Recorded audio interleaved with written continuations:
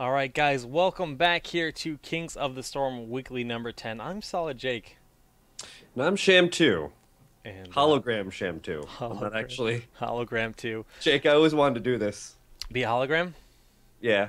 Well, basically ask you, you're my only hope. Help me. God, Obi Jake Kenobi. You're my only hope. I hate all of this. I hate all of this. Guys, we're getting ready. The first map is going to be Cursed Hollow. And we're getting ready for map 1 now. The way this works, this is the grand finals of the event, and since Tempo Storm did win the winner's bracket, basically it's a best of 3 series, but if Barrel Boys wins it, a new best of 3 series starts. Meaning, Tempo Storm has to win 2 games, and it's over. But if Barrel Boys wins 2 games, we reset the bracket, and we have a new best of 3. Which is going to be, I think, possible. I mean, Barrel Boys has been, they've been just coming out and they've been doing so much work lately. Yeah. And I feel absolutely terrible saying this. Who got them knocked out? Oh, it was Tempo Storm before.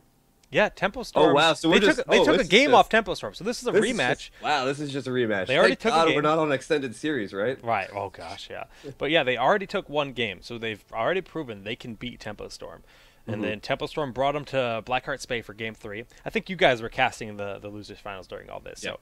So I believe they took them to to Blackhearts for Game 3, and that's when they pulled out the Asmodan. Oh, it's the Blackheart's Asmodan. Yeah, Right. that's what they did for our set too. And that's how they closed out the series. They showed their hand, and I mean it really looked like Barrel Boys knew how to handle it, but with 420 bonus damage on your Globe of Annihilation, he was taking out about 1/4 of Muradin's health with 1 globe. I mean, Oh yes. that's a bit scary. That's Yeah, with Blackpool and all that stuff together, like I mean, I just do like a solo queue game. I get 100, or I'd get like 200 stacks, and it's easily 1,000 damage with level 20 Blackpool. So it's if with an actual practice team around it, it's really really scary. But we're not probably going to see that on Cursed Hollow. It's really, I don't think it's going to be really that great of a composition for Cursed, but I do think we're going to be seeing some pretty cheeky strats coming out here, because I don't think, actually I don't know, that's actually kind of a really interesting point, because if I had to really think about it, I mean, Tempo Storm, they tried a cheeky strat before and they kind of lost with it pretty badly, and then they had to go back to what they they do standard. So maybe they're going to go with just standard, just to make sure that they win these games. Yeah, it's definitely possible. But I mean, Barrel Boys knows Tempo Storm in and out, though. I mean, they banned Rhaegar 3 games in a row because they know that's what Tempo Storm's been running, and they're saying, look, we know you like this, and we're not going to let you have it, because the flexibility you get with Rhaegar from the potential of a Bloodlust comp, the potential of a double tank comp, double heal comp, like, they're banning it out, and I think they'll stick to that strat once the draft gets underway. I'm just going to let them know we're ready for the draft. And they'll get going here pretty soon. But Barrel Boys has the potential. And, you know, as much as I'd like to say, yeah, they might stick to a standard comp, it was their choice to take them after losing Game 2 to Blackheart Spay and pull it Asmodan. So, even though their hand has been shown, it doesn't mean they won't do it again, because I mean, there's no counterplay to it. There really isn't a counterplay to Asmodan's. There's no counterplay that's been found out immediately yet. Yeah, that's what I mean. Teams will go to the drawing boards, and they'll just be like, "All right, we know what to do." But that's the new cheeky thing that Tempo Storm has pulled out of their trick hat to take this event, essentially.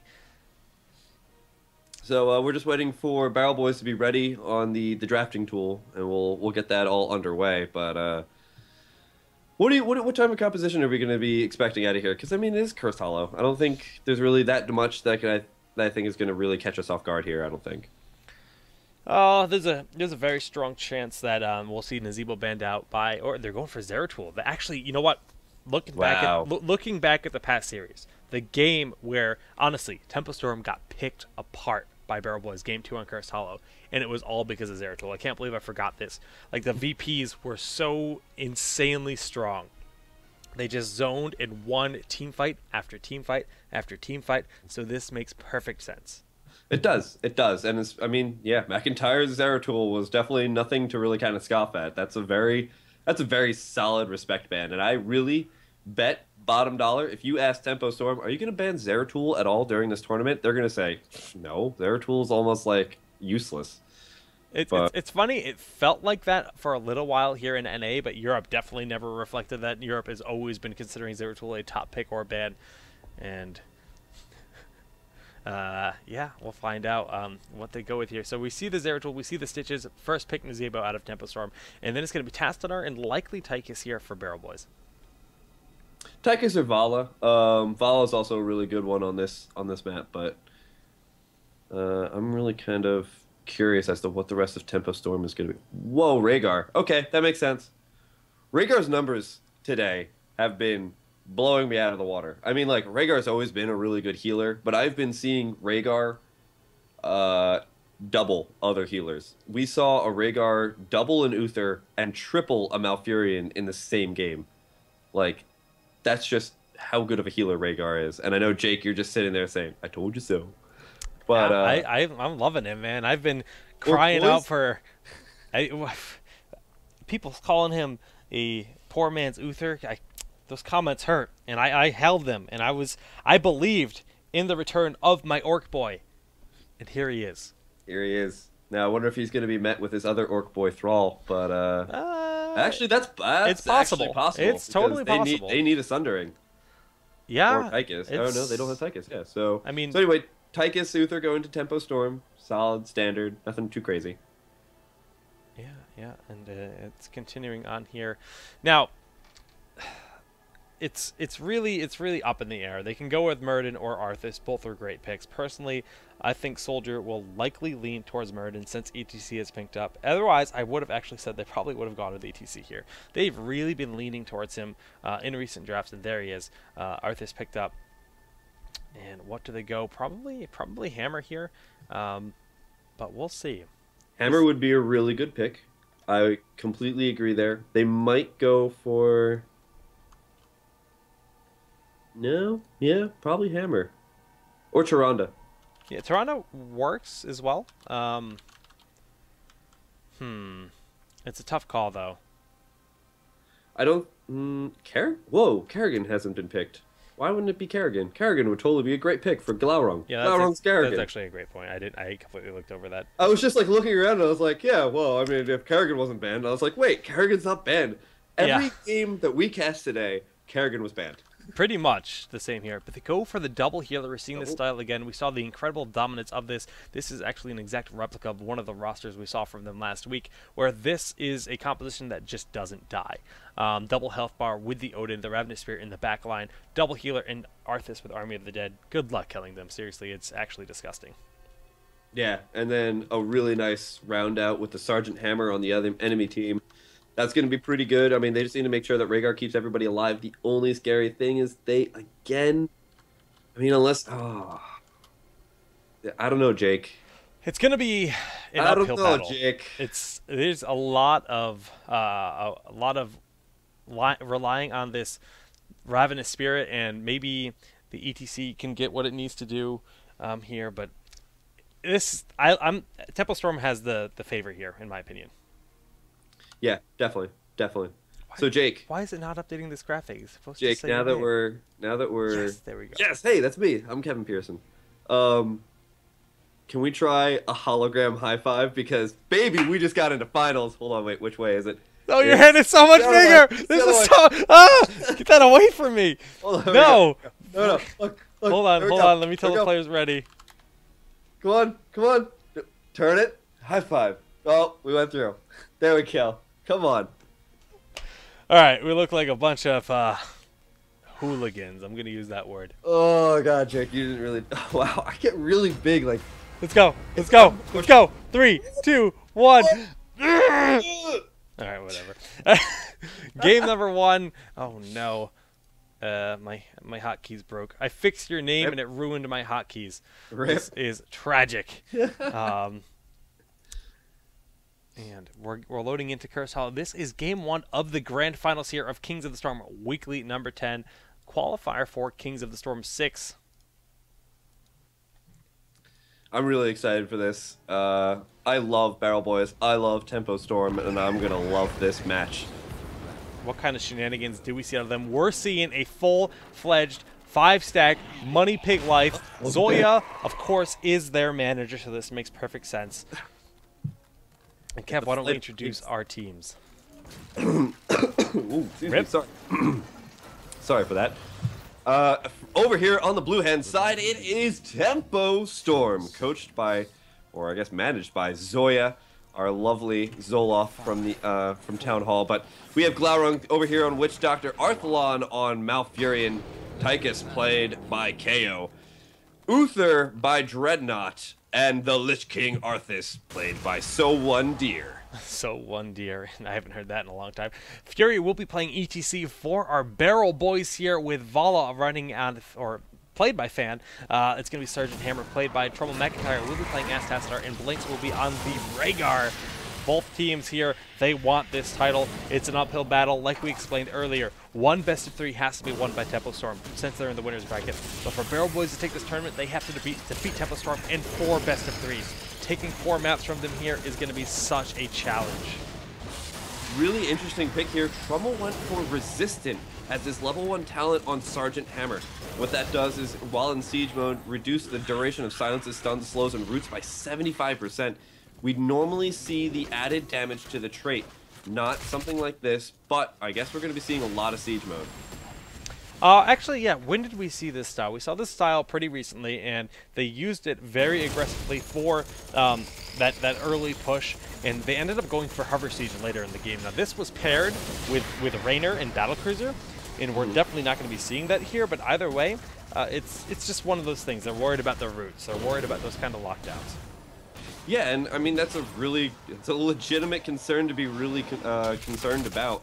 And, you know, that's the one thing. I remember we were listening to the Town Hall talk with McIntyre. I mean, just getting that, going for a little bit of a different way to do it, and just getting those siege mode out as much as possible. It's a very different type of playstyle than we're used to from Sergeant Hammer. Well, Resistant is going to help with the roots here, but it's not going to help with that that zombie wall. Notice he just kind of hung out in that form until the roots expired. Backed on up, tapped that well. But a lot of aggression here out of both lanes. I mean, the 1-1-3 is the standard style. And it actually looks like Dreadnought beat out Vala in the middle lane. Uther beating out of Vala. Very interesting. Don't mess with Dreadnought, man.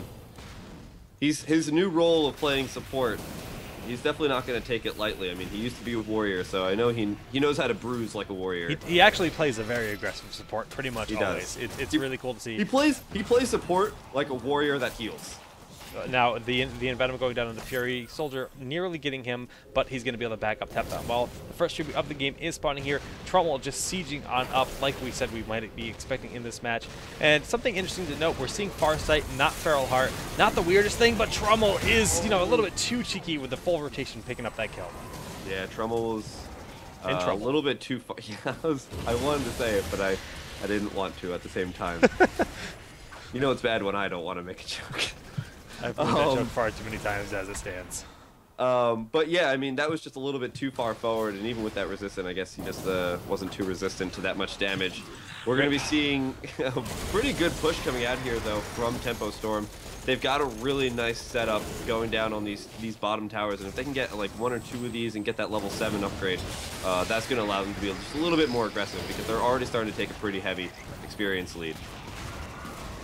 Yeah, well, we see the zombie roll going down. That tower will end up falling to the melting point of the grenade. Oh, the shielding might actually save it. Nicely done there by McIntyre. So that tower will live on. Top lane continuing to be pretty static here with our 2 tanks. And it looks like, you know, KO and Dreadnought just trying to hold this middle lane. Yeah, and they're doing, I mean, actually, Fan did bruise out Dreadnought earlier before, and that kind of made Dreadnought have to go back, and it looks like he's going back again. So it looks like he was pretty dominant in the first couple of levels, but now that Fan started to get a lot of those levels in, as Vala, I mean, it kind of turned around. There is a pretty good siege going down here bot lane. Both towers have been lost. It looks like So One Deer is taking out the tower at top lane, much to Curse Fury's dismay. I mean, it looks like he was trying pretty hard to get Soldier away from that, but I don't think that was too successful. Well, we see level 7 on both teams, and with that, I mean, we got the first aid on Tychus. Pretty standard stuff across the map. We're not going to see the thrusters picked up by the hammer. Sometimes that's something you'd consider on a big map like this. Glaurung is zoning out, and Dread's going to easily get the second tribute here for Tempo Storm. So really nice for them. That's going to put them in a really nice strategic advantage. Now they can start choosing whether or not they want to go for that next tribute or the tribute after that. They've got 2 tributes that they can go around on the map and start doing some more fun things, possibly getting a boss, possibly even 5 stacking in one lane and getting a fort if they have the ability to, getting through a gate, getting through those 2 towers. Yeah, very true.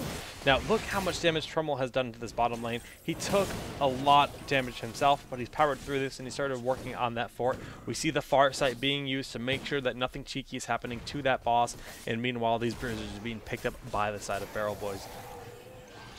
That was actually a really weird far sight now that I really think about it. I mean, they know that there's 3 people top lane. Yeah, you're right. I mean, but you never know. Just kind of a reaction thing. When you were saying that, I was like, you know, that makes sense. And I was like, wait, no, it doesn't. Yeah, you're right.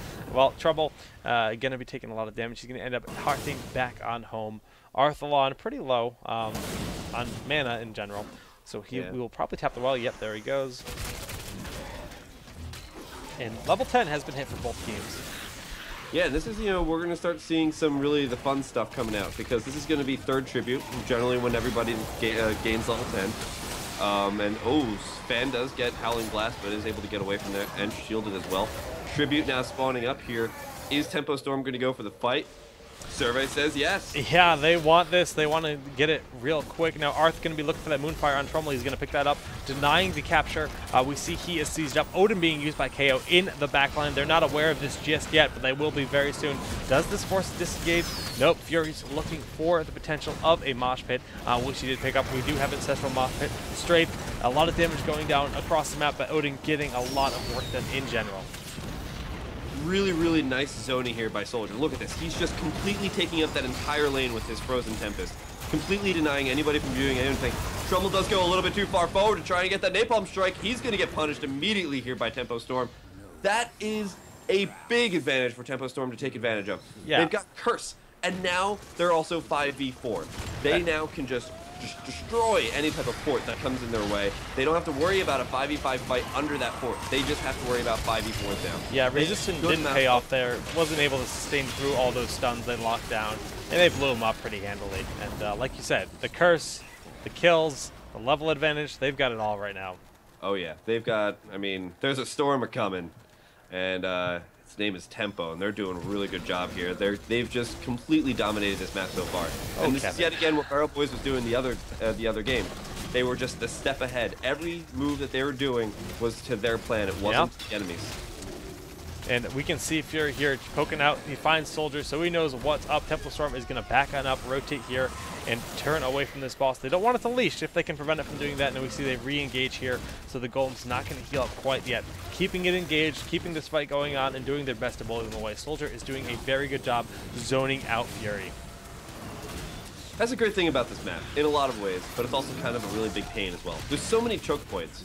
And Soldier knows those choke points perfectly. You can see he was bouncing back and forth between those 2 little curse spots where there are these really tight choke points. And if an Arthas is standing there with that Frozen Tempest, there's nothing getting through there. Because Frozen Tempest gives that move speed debuff, and also he also got that Howling Blast.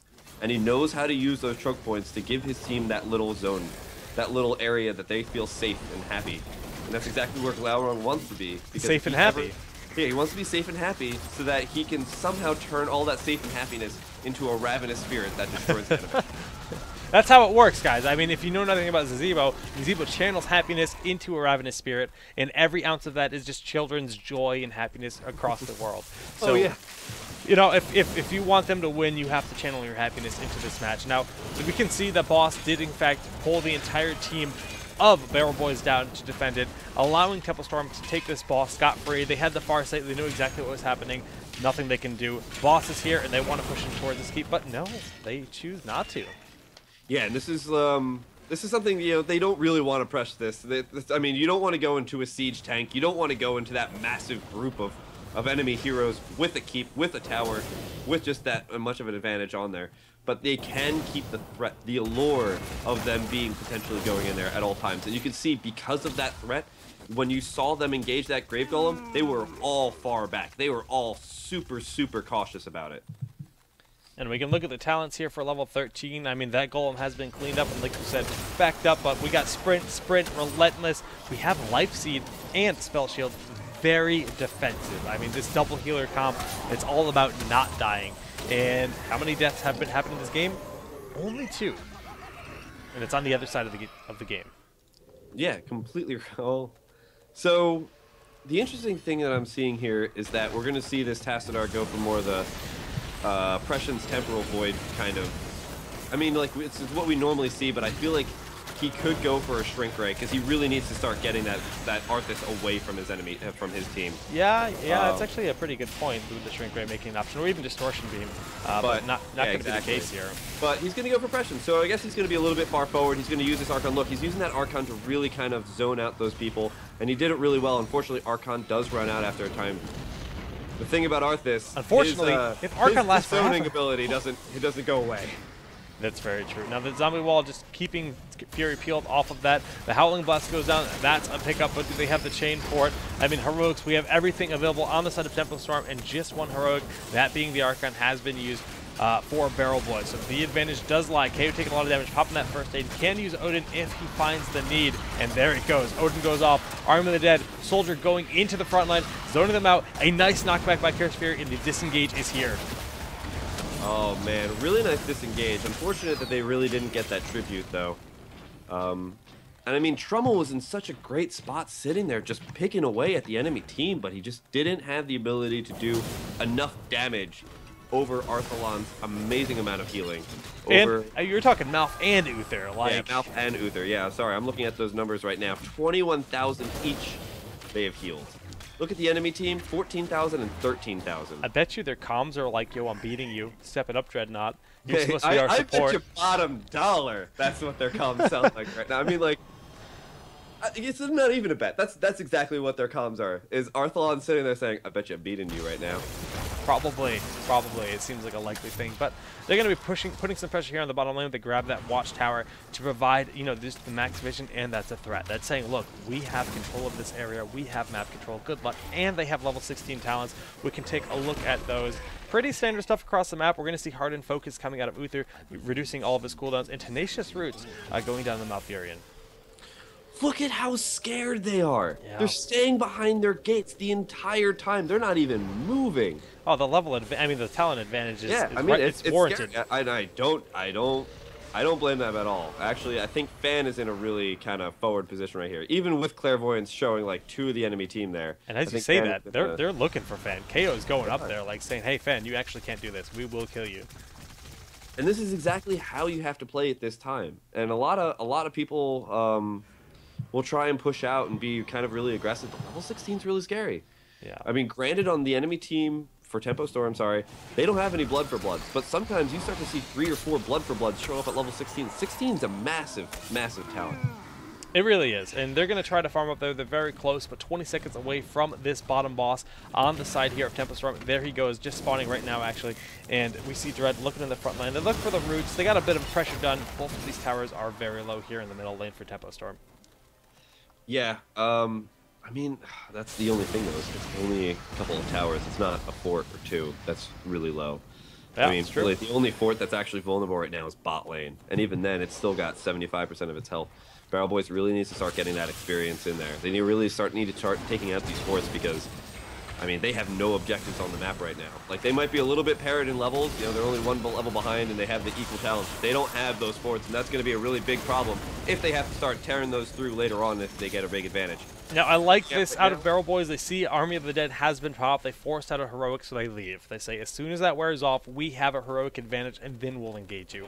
This tribute spawning, there's going to be a fight there, and that's, again, the story, 5 Heroics to 4. Yeah, and not only that many Heroics, though, but you also have to look at, I mean, also look at Tempo Storm. You know, they're not afraid of losing that Army of the Dead either, though, because look at how many Stone Skins. They got 2 Stone Skins. They have a Hardened Focus on Uther. They've got Mouth that's got Tenacious Roots that last even longer. I mean, they've just got so much sustain even without that Army of the Dead that they're not even that afraid losing that Army of the Dead. And picking up that curse here, that's 6-0 on the tribute counter here for Tempo Storm. This is a free opportunity to rotate down, grab this boss, and then push on in. We will see Barrel Boys pick up the boss of their own, but everything is in the favor of Tempo Storm to a pretty large extent right now. Quite right, and I think this is a really good choice here by Tempo Storm. You know, like, they don't really want to press in and go for that keep kill because they're not in that much of an advantage. If they get this boss, they could potentially be at an advantage later on in the game, but they don't have the advantage just yet. They want to make sure that even though it's going to be a 5v5 and they've been winning these team fights, that it's going to be a definite advantage in one way or the other. So they're going to let this boss push bot while they pressure in the mid. If they can get that advantage in the mid, or if they can even delay Barrel Boys from dealing with them at mid, then that boss gets in there and does a lot of damage. If they go to deal with the boss, then they go in for mid and they take out that keep. Yeah, and this boss has full health. Now the curse has worn off, but like you said, the split push is the right idea, and as they pick up those bruisers just in time to do the split push, I mean, they're even going for the top keep. They say, hey, this one's already at half health, we'll take out that one first. Have the like you said, the boss still alive bottom lane, bruisers middle lane, they are pressing all 3 lanes right now. Yeah, they're doing a really, really good job. I mean, look, the boss isn't even taken out yet. There we go. There's the boss now finally going down. 25% health left on that bottom keep. That middle keep is, you know, it's at least vulnerable now. And what did they lose for all of that whole entire massive trade that they just did, Jake? A fort. One singular fort, while well, the other 2 lanes are still completely pushed out. And this is that really strong decision making. You know, sometimes you can just push with that boss, but sometimes it's also really good to use that boss as a pivot tool. The enemy has to pivot around your decision making if you go for boss. If they have to deal with boss and that, it's something you can use to just take advantage in somewhere else. And, you know, they're just going across the map right now, picking up these Merc camps. We see this aggression in the middle lane, and Tempo Storm is... They're going to put some presence there, but they're also going to pick up the Giants. They want to make sure they control as many Merc camps as possible and push their lead towards level 20. Experience-wise, the game is still pretty darn even, and that's the one thing Barrel Boys really has going for them. Yeah, that is like that one thing. And now, you know, they're starting to take those forts. You know, forts are really not that strong. They've only got 10,000 hit points, and you can easily take them out pretty quickly when you start hitting like level 20 or so. And that's exactly what Barrel Boys needs to start doing. Yeah. They just need to start taking a couple of those forts, so later on, if they do wipe out Tempo Storm, they can actually potentially end the game or at least get a massive advantage. Yeah, this double, I mean, this has been such a low kill game. We're still looking at 2 kills for the entirety of this game. 17 minutes into it. The double support really choosing to be that very slow, methodical push away at you, and it's working out so far. It is working out so far. I mean, even though it's a low-kill game, the tension is definitely high at all points. And we still have some pretty exciting moments. You know, it's funny because you were mentioning that, because I was just looking at Glauber, I was like, I wonder how many Gathering Power stacks these guys got. Like, 2, that's weird. I don't remember him dying or anything. And I looked up at the kills as soon as he started saying that, I was like, oh, that's why. Yeah. I mean, it makes a difference, and it does keep him to be a more, you know, manageable hero to deal with in terms of damage. But you know, this hammer is providing so much threat. The hover siege here, that level 1 talent we saw, the resistant, that new style of hammer that's starting to come out is just providing the siege that they need. Looking at the siege damage, I mean 120k damage done here, but the rotation from the top lane is coming down from Soldier. Wow, and it got immediately thwarted. Look at that. He took so much damage so quick. Fan does get a Howling Blast down on him. Is he going to be able to get away? Here comes Curse Fury using a really, really nice body blocking technique to try and give his team a little bit of that zoning potential. But, I mean, that's going to be giving up another tribute here. Yeah, I mean... They're just so incredibly afraid of the enemy team. That's 7-0 in terms of tributes, 2 O's in terms of kills and structures. There's only 2 forts remaining compared to the 4 remaining forts Tempo Storm here. This is one of those, like, both these team compositions are really bad at hard engaging. Yep. And I think that's the biggest problem here. I mean, Uther and Arthas could definitely, like, hard engage, but even then, Nazeebo has to chase and keep up after everybody. Now, Furion is a hero who doesn't want to overextend because he's got no escapes. And Tychus, if he gets into Odin, now he's completely, like, not completely, but pretty immobile. So, while they've got 2 people who are really good at hard engaging, the rest of the enemy team has to agree to not move while that hard engage is happening. And the same thing's going on with Barrel Boys' team as well. And that's why we're kind of running into a very, large stalemate with how few kills we've seen. Yeah, well, Soldier just bullying them off that shrine. We see ETC is recapturing it, and they're going to be too late to this tribute, so that's 8-0 here in terms of tributes. They managed to pick up some giants. They're going to go pick up their bruisers at this point here for Barrel Boys, but these bosses are both very close. 15 seconds here on this bottom one, well, 10 now. 15 seconds on the top one. Very close timings, and it looks like Tempo Storm's just going to hang out and pick up that boss as soon as it spawns. Yeah, and Barrel Boys is trying to make this a question of whether or not they're going to have level 20 at that time as well. There we go. Now they're going to hit level 20. Oh, actually, hold on here. Are they saying they're going for boss, so we're going to go for a couple of keeps? Keep towers? They're trying to juke them. I don't recall seeing a far sight. I don't know if they juke this, but Barrel Boys has overstayed their welcome. The Ravenous Spirit going in, doing a lot of damage. The Root's getting just Fury. We see the big red button going down, doing a lot of damage as well. Storm Shield has been popped. And that's, you know, a nice big retreat here. Ancestral Healing has been used, so it's 1 for 1 in terms of heroics. Weird. All right. Yet again, no kills. Nothing happened. There's an engagement, everybody runs away. Yeah, well, you know, that's the nature of this kind of matchup right now, and both teams just respecting each other to the utmost amount. Both bosses will be collected. Tempo Storm will be hurrying through their bottom one. We can see it's almost about to fall here, but Barrel Boys wins the race in terms of boss, and they get a nice tribute spawn in the top part of the map. Are they going to get their first tribute? I don't believe it. I think they are. Blink's waiting by it. He's a patient little wolfie. He's going to pick that up when he can. You do have to remember, this bottom keep is very low, so if that boss is left uncontested, it will destroy that keep with ease. Picking up these giants in the top lane, they have that boss as well. Tempo Storm already on top of it. Yeah, the difference here is that the boss here for Tempo Storm is going directly into a keep. Yep. The boss here for a low keep Barrel Boys is going for keep towers. And into Tempo Storm. And even with all 5 of them hearthing back, okay, the shields should keep it alive, but it's going to do some damage. Actually, I don't know about that. It's close, yeah. It's my god, they got the keep anyway. That's harsh, that's harsh. That is harsh. Well, those giants have been cleaned up here in the bottom lane. Bruiser Camp being picked up by Tempo Storm. This very low kill game continues forward. Still 2 kills at the 21-minute marker. It's lurching here, Jake. It's lurching. It is. But, you know, it's because I think on a map like Cursed Hollow, like all of the jungle camps are even, right? So it's a little bit hard to really get that advantage unless you're already really snowballing ahead. It's true. And I feel like that's probably like the biggest thing here is that because there's just even amount of camps on every side, there's no way for anybody to really get a huge advantage. Because if somebody does something, then you just do the the opposite exact thing. It's almost like a yin and yang kind of thing. It's always balanced. If you have potential to balance forces, nothing's really going to happen here.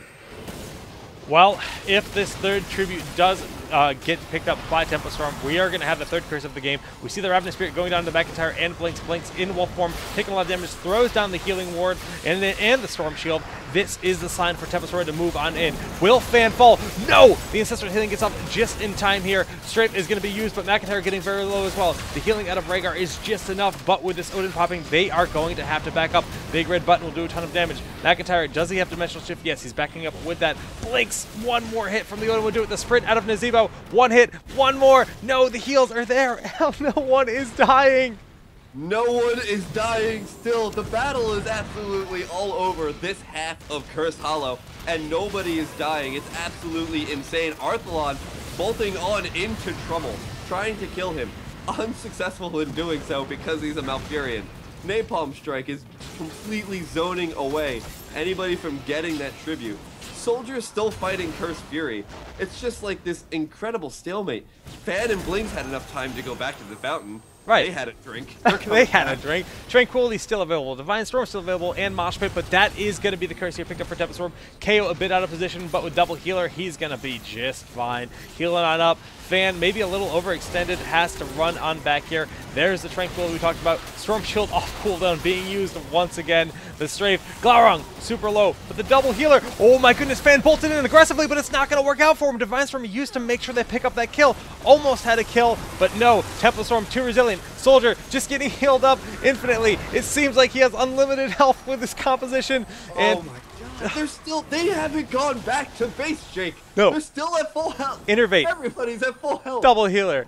They're going for the core. They say, we have had enough. 24 minutes to this game. This core is being sieged up by catapults already, and Tempo Storm takes game 1 of this grand final series. Oh my god. How? What? What? Wow. Jake. What? How indeed, Jake. Kevin. Jake. 3 kills. In a There were 3 24-minute, in 24 5-second game. That is doubles. 3 kills. double support meta, my friend. Oh man. A lot of fighting, not a lot of dying. That was still hype as heck though. Man. Yeah. That was crazy. It's just like those I don't even have words anymore. That's crazy. That's crazy. 3 kills throughout that entire map. My green screen is bugging out. I've got all these things all over me. It is not calibrated correctly. On that note, guys, now it's match point here for Tempo Storm. They took 1-0. They won the winners finals, and they are 1 game away from being the champions here of Kings of the Storm. We're going to throw to a quick 5-minute break to set up for our next match. We're going to figure out what map we are playing on, and we will be back in a bit, so stay with us.